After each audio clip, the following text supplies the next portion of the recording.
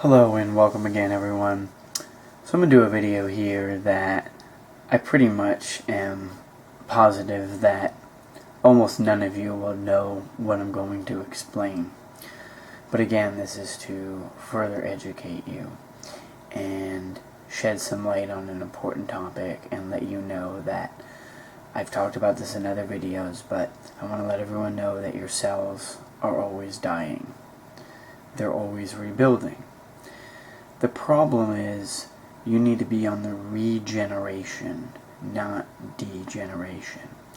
So the difference is when you're regenerating, you're building more cells than you're losing. When you're degenerating and you get what's called a chronic disease, and if you've seen my other videos, especially about my liver, you'll know that degeneration has to do with chronic disease. It can be any disease from diabetes to heart disease to cancer. Your body is in a degeneration level. Your cells are not able to rebuild the way they're supposed to.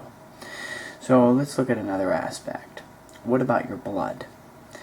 If you have issues with your blood and certain diseases are in your blood, such as anemia, leukemia, there's issues that happen and you're not able to absorb those nutrients in your liver, which a lot of nutrients are stored in your liver, such as vitamin D, for example. It's a fat-soluble vitamin that comes from sunshine. So if your liver's not functioning properly, you're not going to store enough vitamin D.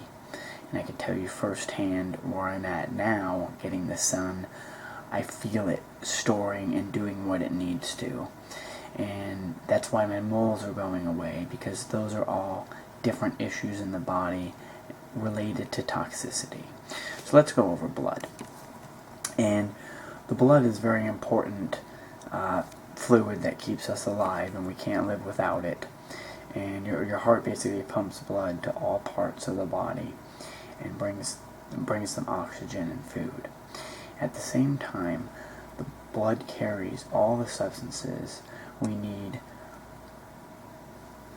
the substances that we don't need away from us. And the blood fights infections, it keeps our body temperature the same, and carries basically chemicals that control body functions. Finally, blood has substances that repair broken blood vessels so that we don't bleed to death. Okay? And also another point to this is when you're doing a raw diet and you're doing it properly the way I show, you're going to get enough vitamin K. And vitamin K helps to keep the blood clotting. So everything works synergistically and together. And that's where people make a lot of mistakes when they go on a raw diet. They eat a bunch of mangoes, they eat bananas and a whole bunch of nonsense, and they're not nourishing their body. Those fruits are not superior to berries. I repeat, those fruits are not superior to berries. Berries are superior to those fruits. It's like night and day. Same thing with the antioxidant powders. You know, mangosteen, you have pomegranate, you have blueberry, you have cranberry. Those are far more superior, especially with maki.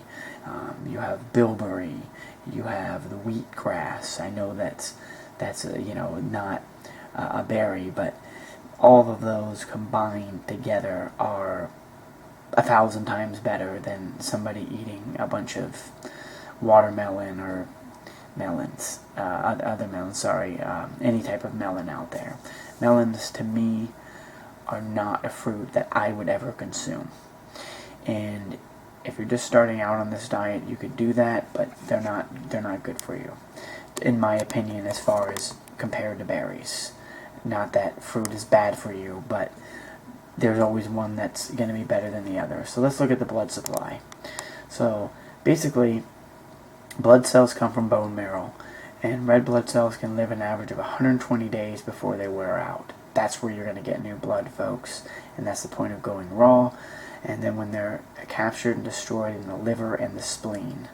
And the platelets live only for about 10 days. So there you go. Cleanse your blood, rebuild your cells. I want everyone to understand this and move forward. This is all with the proper diet, folks. Thank you, and continue to watch more videos to learn more.